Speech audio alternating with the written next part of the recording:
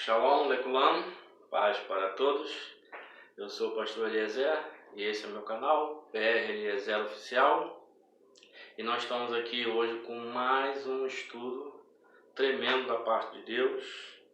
Esse estudo ele é um pouco polêmico, mas eu resolvi trazer porque para mim não é polêmico, porque eu creio em toda a Escritura, desde Gênesis 1 a Apocalipse 22, eu creio que ela é a inspiração de Deus e que ela é eterna. O tema é o seguinte: como Deus eliminava o mal em Israel?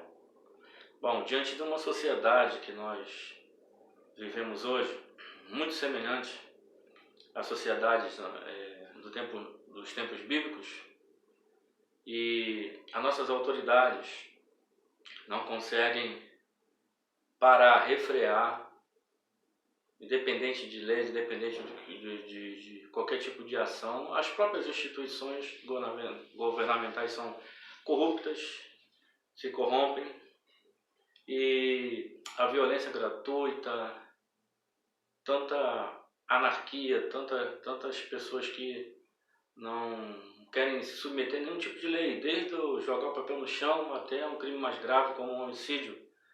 As pessoas realmente estão insensíveis à sua própria consciência, a qual Deus colocou um código moral, né, o grande legislador do universo, colocou o seu código de leis éticas, morais na nossa consciência, e o ser humano crescendo em brutalidade e cada vez mais se afastando de Deus e dos seus preceitos e mandamentos e estatutos. Enfim, o mundo vai de mal a pior. As profecias estão se cumprindo, Jesus está para voltar, e toda vez que a humanidade chega ao ápice da sua iniquidade, o Senhor ele intervém. Ele interviu em Sodoma e Gomorra, interviu no dilúvio, ele sempre interviu com Israel, deixando com que o povo fosse levado cativo para a Babilônia, para a Síria, enfim. E eu gostaria de mostrar como Deus tratava, então, o mal na sociedade de Israel. Deus tomava atitudes radicais, né? A Torá não era branda em relação a determinados crimes. Hoje a gente vê a frouxidão da lei e isso traz a impunidade cada vez mais. Então vamos lá. Eu gostaria de começar em Deuteronômio 17, do versículo 1 ao 7. Diz assim: não sacrificarás ao Senhor teu Deus boi ou gado miúdo em que haja defeito ou alguma coisa má, pois abominação é ao Senhor teu Deus. Quando no meio de ti, em alguma das tuas portas que te dá o Senhor teu Deus, se achar algum homem ou mulher que fizer mal aos olhos do Senhor teu Deus, transpassando a sua aliança, seu conserto, que fores servir a outros deuses, se encurvar a eles, ou ao sol, ou à lua, ou a todo o exército do céu, o que eu não ordenei. Olha aí, idólatras, você que se posta diante de um ídolo, e você que tem qualquer outra coisa como primazia em sua vida, também isso é idolatria. Deus tem que ter a primazia. Tudo que é colocado em segundo plano, em primeiro plano, no lugar de Deus, isso é idolatria. Pode ser o dinheiro, pode ser o que for, uma pessoa. Deus abomina esse tipo de coisa. Versículo 4. E te for denunciado e ouvires, então bem o inquirirás, investigarás, perguntarás sobre. E eis que, sendo verdade e certo que se fez tal abominação em Israel, ou seja, idolatria, se postou diante das coisas criadas, então levarás o homem ou a mulher que fez este malefício às tuas portas. Sim, o tal homem ou a mulher, e os apedrejarás com pedras até que morram. Idólatra em Israel morria por ordem de Deus. Quem executava? O primeiro que testemunhou. 2, 3 testemunhas se confirmava a palavra. E depois também todo o povo. Por boca de 2 testemunhas ou 3 testemunhas será morto o que houver de morrer. por boca de uma só testemunha não morrerá. A mão das testemunhas será a primeira contra ele, para matá-lo, e depois a mão de todo o povo, assim tirarás o mal do meio de ti. Como é que Deus eliminava o mal em Israel? Matando. Tem situação que Deus não tolerava de forma alguma. A idolatria é uma delas. Mas vamos lá, que a coisa vai ficar mais quente ainda em Deuteronômio. Mais um tipo de pessoa que Deus mandava exterminar para eliminar o mal em Israel. Quando o profeta ou o sonhador, Deuteronômio 13, versículo 1, de sonhos se levantar no meio de ti e te der um sinal ou prodígio, e sucedeu tal sinal ou prodígio, de que te houver falado, dizendo, vamos após outros deuses, que não conheceste, e sirvamos. Então o camarada faz algum sinal, a coisa acontece, e depois ele vem com uma doutrina falsa. Vem, sigamos a outros deuses. Não ouvirás as palavras daquele profeta ou sonhador de sonhos, porquanto o Senhor vosso Deus vos prova, para saber se amais o Senhor vosso Deus com todo o vosso coração e com toda a vossa alma. Então o falso profeta ele é reconhecido não pelos sinais que ele faz, mas pelo que ele ensina. Esse é um detalhe importante. Após o Senhor vosso Deus andareis, e a ele temereis, os seus mandamentos guardareis, a sua voz ouvireis, e a ele servireis, e a ele vos achegareis. E aquele profeta ou sonhador de sonhos morrerá, pois falou rebeldia contra o Senhor, vosso Deus, que vos tirou da terra do Egito e vos resgatou da casa da servidão, para vos apartar do caminho que vos ordenou o Senhor, vosso Deus, para andardes nele. Assim tirarás o mal do meio de ti. Então Deus está ensinando como que limpar o lixo da sociedade. Então, muita gente ia morrer na igreja, né? Muito falso profeta mentiroso ia morrer. Tem pessoas que não têm temor de falar em nome de Deus mentiras, coisas que Deus não falou. Jeremias fala, ai daquele que disser que eu falei e não falei. Então é muito sério ser boca de Deus. Cuidado você que abre a tua boca para falar mentiras, ensinamentos errados, está cheio por aí. Então, dois grupos nós já vimos, idólatras, falso profeta, morriam na sociedade no tempo de Moisés, por exemplo. A mulher também, que não guardava sua virgindade, olha só que interessante, porque ela tinha que guardar a sua virgindade para o marido, para o casamento. Então aquela mulher que se prostituía, também o Senhor mandava matar. No capítulo 22 de Deuteronômio, de repente você está achando isso muito radical da parte de Deus, e como Lutero falou que Deus depois de Jesus melhorou no seu temperamento, que coisa horrível. O Deus de Lutero é um Deus que não é imutável, ele é mutável. Ou seja, Deus era severo antes de Jesus, e depois de Jesus Deus ficou mais brando. Isso não é verdade. Vamos lá. No capítulo 22 de Deuteronômio, versículo 13 ao 21 diz assim, quando um homem tomar mulher e entrando a ela a aborrecer, ou seja, depois de ter tido relações com ela, ele aborrece, ele a repudia, ele rejeita, e lhe imputar coisas escandalosas e contra ela divulgar má fama, dizendo, tomei esta mulher e me cheguei a ela, porém não achei a virgem. Então a mulher casou, não virgem, e ele descobriu. O que vai acontecer com essa mulher? Então o pai da moça e sua mãe tomarão os sinais da virgindade da moça e levá-lo para fora aos anciãos da cidade à porta. Então os pais tinham que provar que ela era virgem. Caso contrário, ela vai morrer. E o pai da moça dirá aos anciãos, eu dei minha filha por mulher a este homem, porém ele aborreceu. E eis que lhe imputou coisas escandalosas, dizendo, não achei virgem tua filha, porém eis aqui os sinais da virgindade da minha filha. Estenderão um lençol diante dos anciãos da cidade. Então os anciãos da mesma cidade tomarão aquele homem e o castigarão. caso ele tivesse trazendo uma fama para ela, uma má reputação, falando que ela não era virgem, e fosse provado que ela era virgem, então ele receberia o devido castigo. Mas se fosse o contrário, ela morreria. Então os anciãos da mesma cidade tomarão aquele homem e o castigarão, e o condenarão em 100 ciclos de prata, e o darão ao pai da moça, porquanto divulgou uma fama sobre uma virgem de Israel.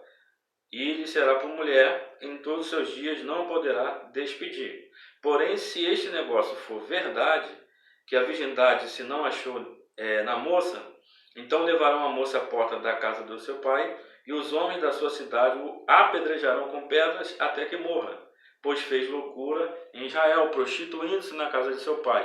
Assim tirarás o mal de Israel. Meu Deus, meu Deus.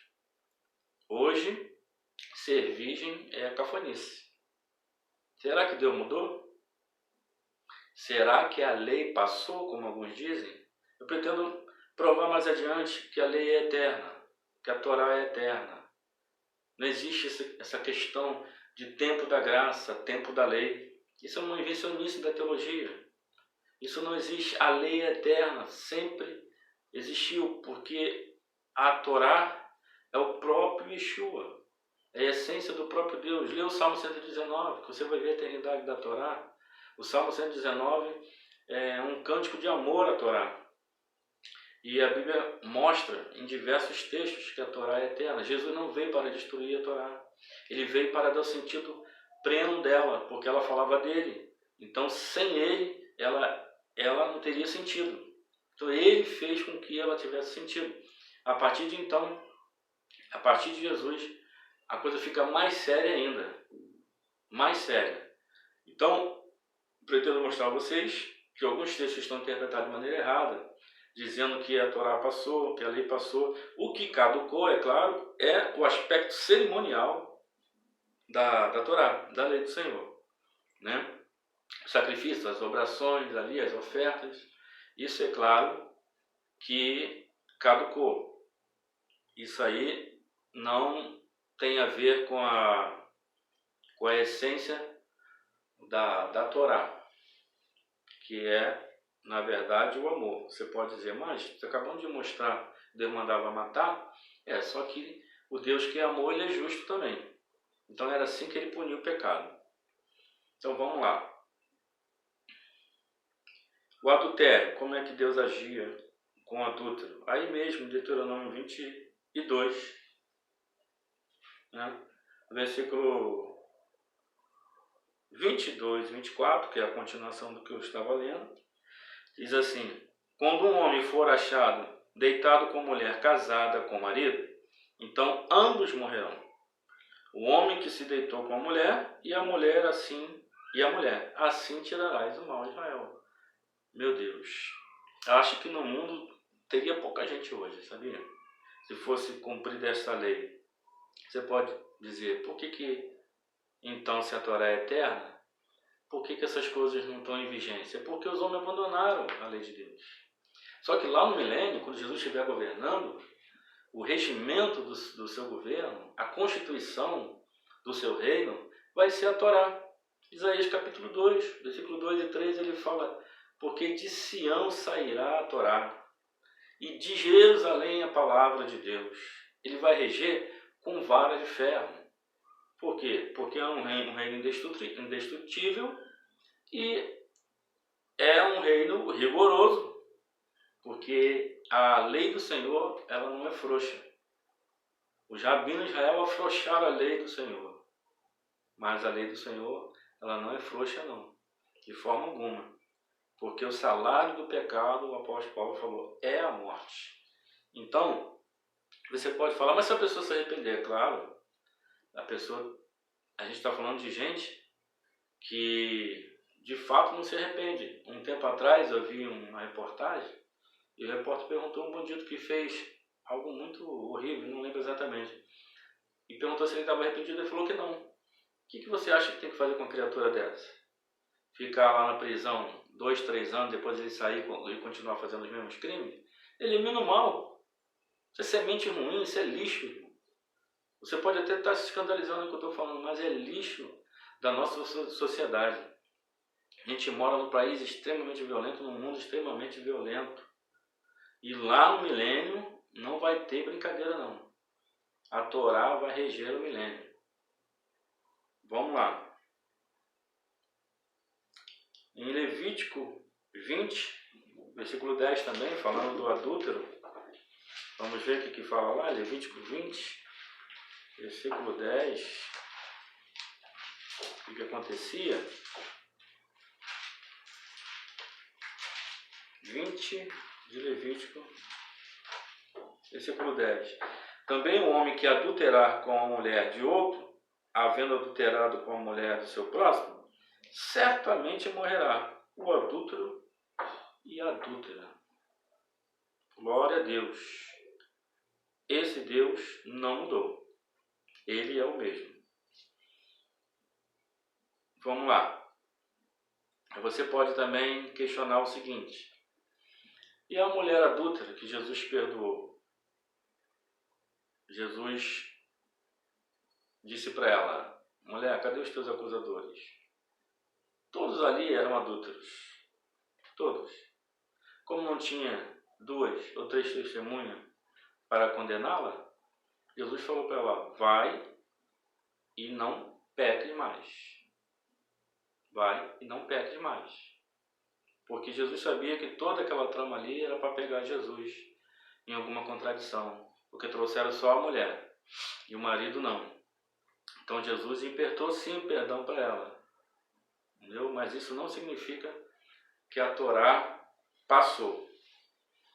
A coisa é complicada, né? Não é fácil não. O estuprador, né? O que acontecia com o estuprador?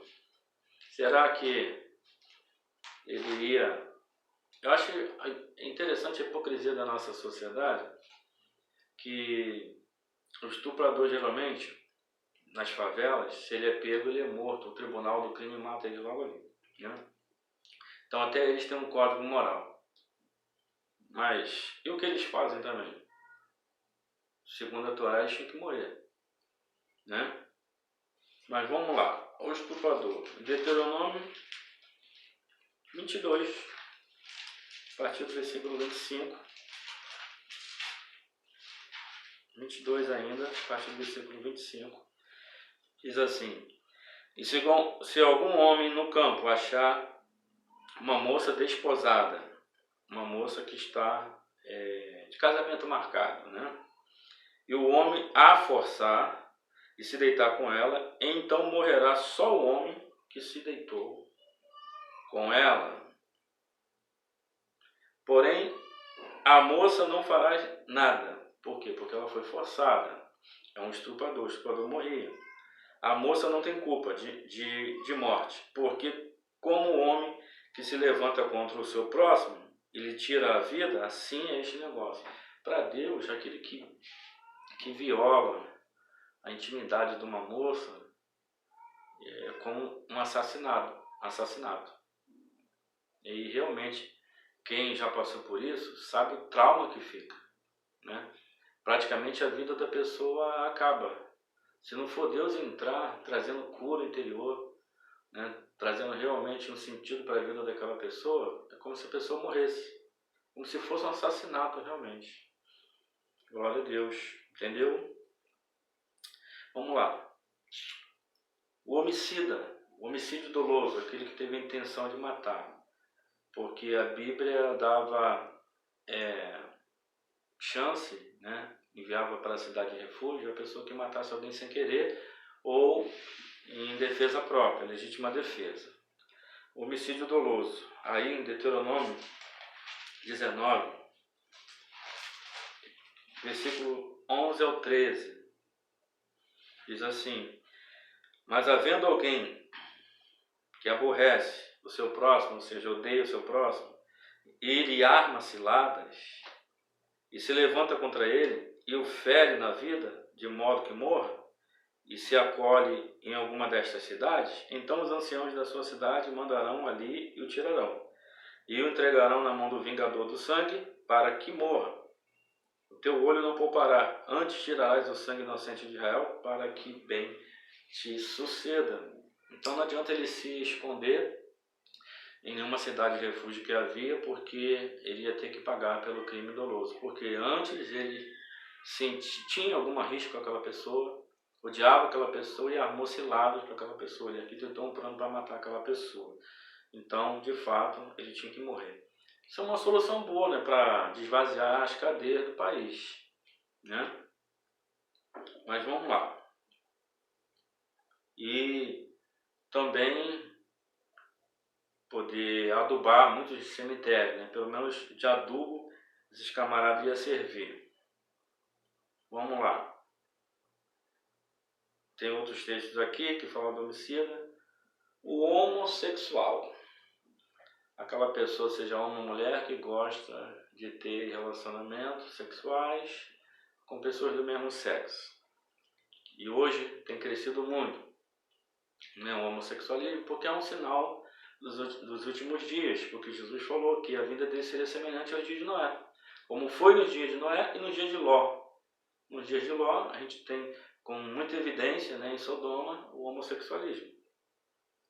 E Levítico 20, versículo 13, como é que Deus agia com o homossexual? Será que Deus é homofóbico? Vamos ver. Deus sofria de homofobia? Ou será que quem é homossexual está afrontando a Deus, que fez macho e fêmea e uniu como casal para procriar? Levítico 20, versículo 13, diz o seguinte: quando também um homem se deitar com outro homem, como com mulher, ambos fizeram abominação, aquilo que é detestável diante de Deus.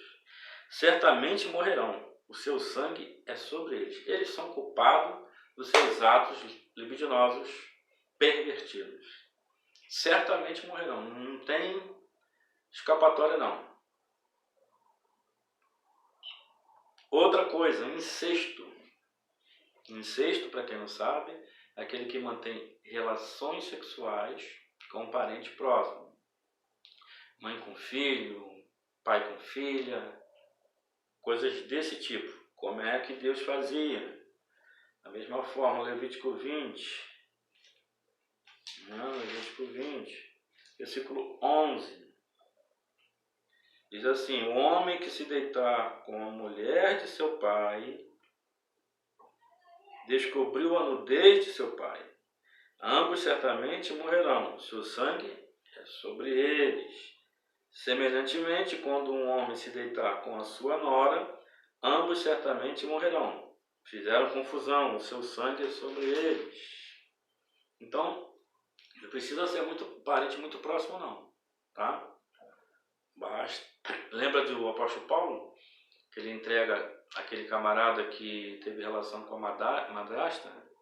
Ele fala para que seja entregue na mão do diabo, para que o corpo fosse punido, a fim de que ele ainda tivesse chance de se arrepender, né? Através de algum sofrimento, ele pudesse se arrepender, vinha refletir sobre aquilo. Versículo 14: e quando um homem tomar uma mulher e a sua mãe, maldade é, e a ele e a elas queimarão com fogo, para que não haja maldade no meio de vós. Então Deus eliminava o mal dessa maneira, cortava o mal pela raiz. Então aquele camarada que tivesse relação com a própria mãe, ele seria eliminado do meio de Israel. No verso 17: e quando um homem tomar a sua irmã, filha de seu pai, ou filha de sua mãe, e ele vira a nudez dela, e ela vira a nudez, essa expressão vira a nudez é ter relação sexual. Simplesmente ver a nudez. E é torpeza. Torpeza é algo nojento. Algo torpe é algo nojento, repugnante. E portanto serão extirpados aos olhos dos filhos do seu povo. Descobriu a nudez de sua irmã, levarão sobre si a sua iniquidade. Por que Deus era tão radical e todos tinham que ver o extermínio desse tipo de pessoa? Para que provocasse temor nos outros. A ideia era um castigo também disciplinar. não era simplesmente matar por matar. Deus queria também evitar que mais pessoas pudessem praticar aquelas práticas cananitas, que Israel se deixou levar quando entrou em Canaã por aquelas práticas abomináveis diante de Deus. Por isso também, você que está falando de repente aí que isso tudo acontecia na lei, então vamos lá. Na igreja do primeiro século, Ananias e Safira mentiram ao Espírito Santo, né, acerca da oferta que deram, acerca do valor da propriedade que venderam, mentiram. De repente querendo passar por bons, né? Por que Deus matou Ananias e Safira? Próprio Deus, né, pela palavra de Pedro, morreu o casal. A igreja era uma igreja santa. Aquela igreja era uma igreja santa. E Deus não queria que ela se contaminasse por qualquer mentira ou qualquer outra coisa. O fato hoje é que a igreja hoje se prostituiu. A igreja é institucionalizada. Eu não acredito nessa igreja institucionalizada, esse evangelicalismo, esse cristianismo fajuto que está aí. Eu acredito no organismo vivo de Cristo, a igreja, corpo de Cristo. É essa que eu acredito. É essa que vai subir e encontrar o Senhor nos ares. Então, hoje se mente, se adultera na igreja, nada acontece. E ninguém enxerga nada. Escândalos e mais escândalos, a começar de muitos líderes. E o que está acontecendo? Nada. Não está acontecendo nada. Por quê? Porque a igreja não está se santificando. Eu duvido uma igreja que viva em santidade, meditando na palavra, fazendo a obra do Senhor, que Deus permita que o mal permaneça no meio dela. Alguém que esteja ali pecando e que não seja identificado e seja punido por Deus, tratado, né? Enfim, como o apóstolo Paulo falou, entrega ele ao diabo. E a igreja até não entendeu, né, o expediente que Paulo usou. Vamos lá, espero que você esteja me entendendo. A bestialidade. O que é bestialidade? É ter relações sexuais com animais. Isso é abominação diante do Senhor. E o que acontecia com esse tipo de gente? Ainda Levítico 20, versículo 15. Quando também um homem se deitar com um animal, certamente morrerá, e matareis o animal. Porque ninguém poderia comer a carne daquele animal, que ele ficou contaminado. Também a mulher que se chegar a algum animal, para ter ajuntamento com ele, aquela mulher matarás com o animal. Certamente morrerão, o seu sangue é sobre eles. Eles vão levar a culpa deles. Glória a Jesus. Outra coisa, o filho rebelde. Deuteronômio 5, versículo 16. O que acontecia com o filho rebelde?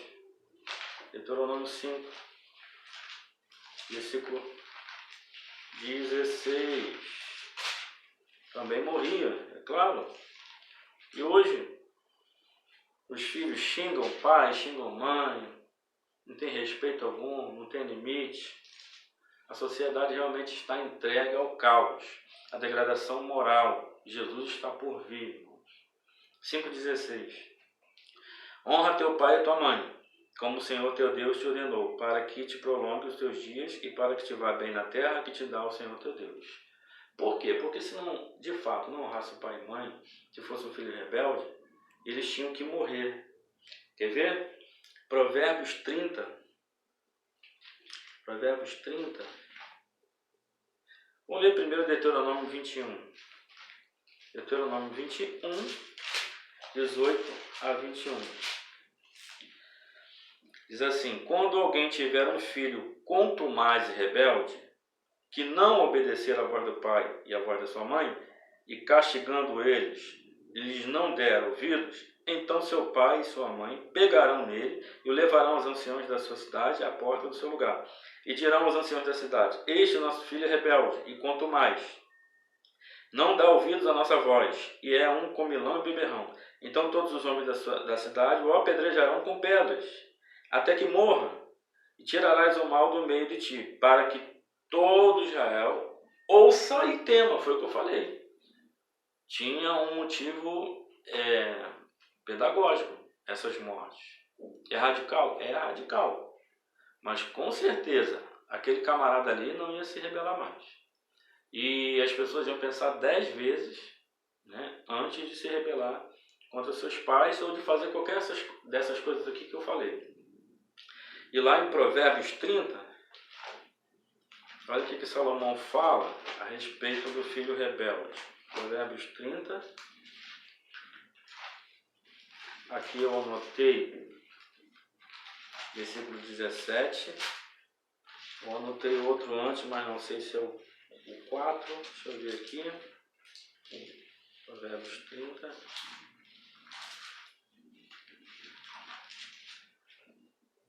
Versículo 17. Diz assim: os olhos de quem zomba do pai ou despreza a obediência da mãe, os corvos do ribeiro os arrancarão, e os pintãos, ou seja, os filhotes da águia, os comerão. Por quê? Porque eles eram mortos, os filhos rebeldes, e seus corpos lançados no deserto, a ermo, para que fosse comido pelas aves de rapina. Fim trágico, nem um enterro digno teria. Por isso que o texto fala: honra pai e mãe para que se prolongue teus dias. Quer viver? Honra pai e mãe. Hoje é totalmente diferente. O sequestrador. O que Deus fazia com o sequestrador? Deuteronômio também. Capítulo 24. Versículo 7. Deuteronômio 24, versículo 7. Diz assim: quando se achar alguém que furtar um dentre os seus irmãos dos filhos de Israel, e com ele ganhar e o vender, o tal ladrão morrerá, e o tirarás o mal do meio de ti. Aquelas pessoas que roubam gente e pedem, né, uma recompensa, pedem um dinheiro para poder devolver a pessoa, um sequestrador. Eles tinham que morrer também. Você pode estar falando: mas pastor, isso aí é lei, nós estamos na graça. Na graça a coisa não é assim. Por pensar assim é que a gente está nessa desgraça que está aí. É por isso que o mundo está do jeito que está. Por quê? Porque os bons não fazem nada quando os maus agem com as suas maldades. Ou seja, a Torá, a lei de Deus, tem sido esquecida. Por que no milênio ela vai então ser o regimento do governo do Mashiach? Está escrito lá em Isaías, em outros textos dos profetas também. O Salmo 2 também fala. Então por que Jesus vai usar algo que, na visão de alguns, ultrapassou, já passou? Não passou coisa alguma. Qual foi o momento dessa transição da lei para a graça, do tempo da lei para a graça? Em João Batista? Eu vou te mostrar que não. Em Jesus, olha, Jesus se fez valer da Torá para revelar o Evangelho, que estava escondido, em mistério, oculto, em sombra, né? E o apóstolo Paulo e os outros apóstolos, em todo momento nas suas cartas, eles citam a Torá, os profetas, que são Neviim, os escritos, Ketuvim, que são o que a gente chama de Antigo Testamento, o Tanar, T de Torá, N de Neviim, que são os profetas, e o K, H de Ketuvim, que são os outros escritos. Não dá para entender que a Torá passou coisa alguma. O que está acontecendo é que os homens abandonaram e Deus está permitindo nesse tempo, então, que os homens que querem viver de maneira anárquica, não sei se tem essa palavra, ou seja, sem lei, vivam. Mas que ela deixou de existir, que ela caducou, coisa alguma. Não matarás? Como é que isso pode caducar? O Deus que escreveu a Torá no coração do homem primeiramente, ele teve que escrever em pedra, porque o homem tirou ela do coração e ele então colocou em pedra. Mas ele fala em Jeremias que ele vai fazer uma nova aliança com a casa de Israel. Nessa nova aliança, ele vai colocar a sua lei no seu coração novamente, que é o lugar de onde nunca deveria ter saído. Porque ele nos deu a sua Torá, que já existia desde a eternidade. E Jesus é a personificação da Torá. Isso é muito profundo. Eu vou trazer um outro estudo mostrando para vocês o que é a Torá, que foi dada pelo ministério dos anjos no meio do fogo a Moisés. E a nova aliança nada mais é do que o conteúdo da primeira aliança. O que muda é o mediador. E a primeira era Moisés e a outra é Yeshua. Isso que é a grande diferença. A grande diferença é que o sangue antes era de bode e agora é o sangue do Filho de Deus. E isso é uma grande diferença. Mas o conteúdo nas tábuas, quando Moisés subiu a primeira vez e quebrou, Deus falou, lavra mais 2 tábuas, eu escreverei as mesmas coisas. E foi guardado dentro da arca. Essa arca simboliza Jesus. Ele cumpriu a Torá, e no sentido de dar sentido à Torá. Não que ela tem fim. Eu vou mostrar a vocês. Vou falar sobre a Torá, em nome de Jesus. E vou mostrar a vocês que a lei, a Torá, confirma a nossa fé. Simplesmente ela confirma. Ela não foi dada com o objetivo de nos trazer salvação. Ela tem os seus objetivos, mas ela tem a sua importância. E nós não podemos abrir mão dessa importância. Então você pode estar falando, agora é diferente. Eu vou dizer para você, agora, depois do sangue de Cristo derramado na cruz, a coisa é mais severa ainda. A coisa é pior. Não estamos vendo, né, o que eu estou falando aqui, porque os homens abandonaram a Torá. Mas o que fazemos hoje vai nos levar para a condenação eterna se estivermos fazendo aquilo que desagrada o Senhor, que desabona o Senhor. Quero ler um texto com vocês em Hebreus. Porque até então, li Deuteronômio, Levítico, né? Você pode estar falando, você só leu a lei. E há uma ojeriza contra a Torá, contra a lei do Senhor. Por quê? Porque recebemos a herança católica, ensinamento católico. Essa divisão de Novo e Velho Testamento, isso veio do catolicismo também. Entendeu? Não existe essa divisão que colocaram para a gente, imporam para a gente. Vamos lá. Hebreus 10, 28. Hebreus, capítulo 10, versículo 28 ao 31. 28 ao 31. Diz assim: quebrando alguém a lei de Moisés, morre sem misericórdia. Preste atenção. Ele está resumindo tudo que eu falei aqui. Não era isso que acontecia? Matou, morre. Adulterou, morre. Idolatrou, morre. Prostituiu, morre. Sequestrou, morre. Fez incesto, morre. Bestialidade, morre. Assim Deus eliminava mal Israel. Aí ele fala, quebrando alguém a lei de Moisés, morre sem misericórdia. Só pela palavra de 2 ou 3 testemunhas. Aí ele fala, de quanto maior castigo cuidais vós, será julgado merecedor aquele que pisar o Filho de Deus e tiver profanado o sangue da aliança com que foi santificado e fizer agravo ao Espírito da graça. Ou seja, a coisa é pior, não é?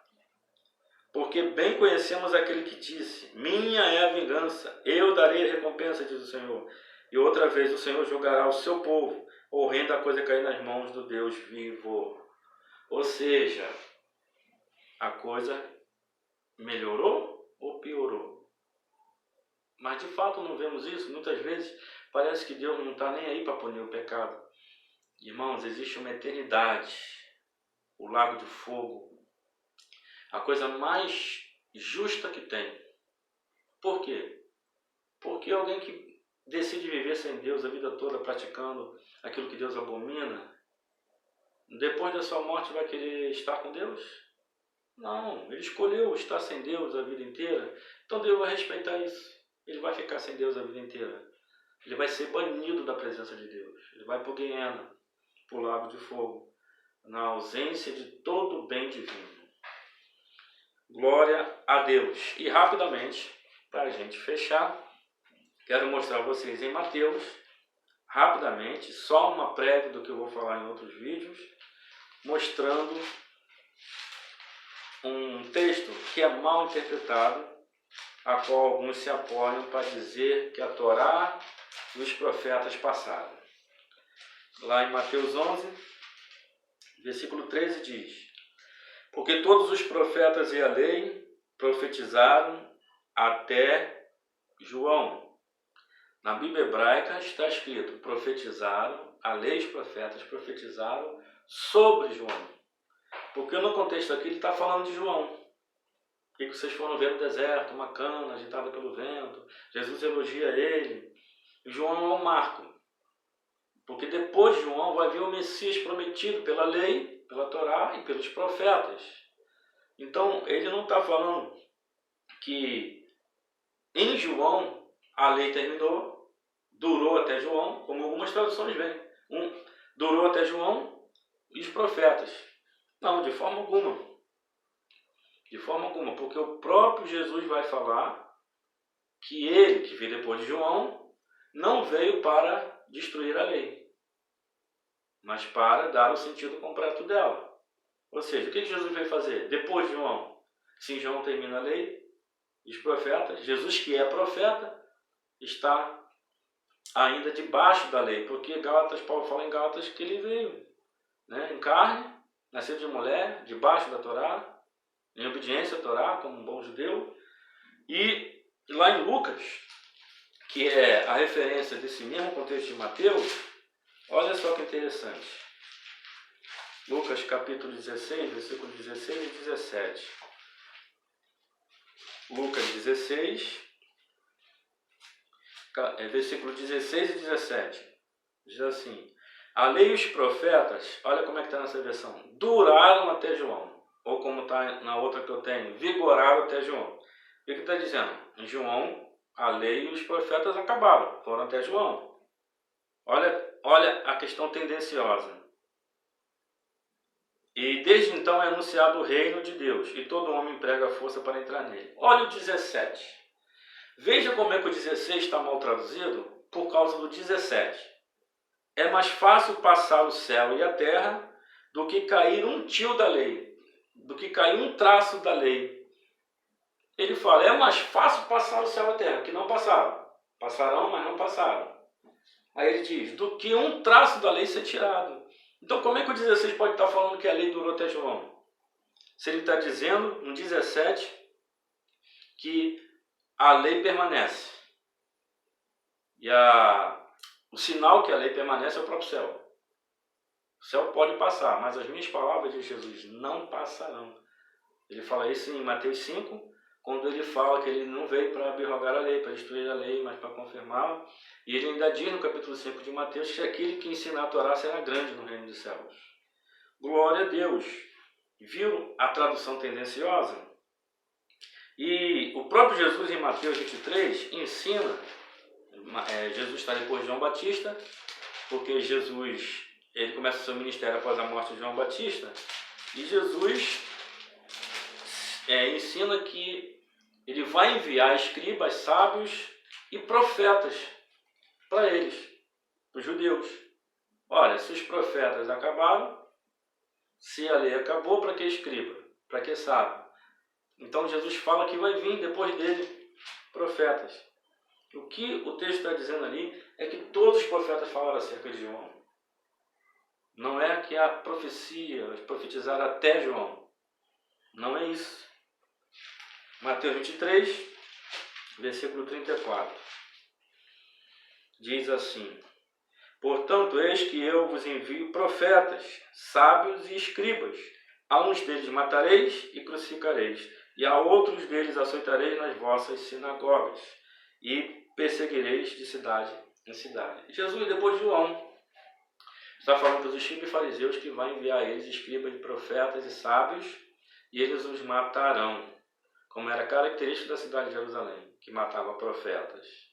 Então, eu vou fazer um vídeo, não sei quando, explicando, né, com muito detalhe, porque esse é um assunto muito meticuloso, tá? Um assunto alvo de controvérsia, mas eu quero deixar registrado aqui, a Torá do Senhor não passou. Leia Salmo 119. Você vai ver constantemente ele falando da eternidade da Torá. Ela é eterna. Inclusive a Torá voltará, que é Jesus. Voltará no Monte das Oliveiras. E ali, como Moisés desceu do Monte Sião, do Monte Sinai, com a Torá, para entregar o povo, Jesus descerá no Monte das Oliveiras, com a Torá. Ou seja, mas no coração, porque ele é a própria Torá. Para reger o mundo no milênio. Ele vai julgar as nações, não segundo os seus próprios olhos, mas segundo a Torá, Isaías fala isso. E ele vai reger. O seu livro de cabeceira, né, que todo rei tinha que ter, segundo Deuteronômio 17, é a Torá. Glória a Deus por isso. Deus seja louvado. Espero estar contribuindo com a tua vida, em nome de Jesus. Amém.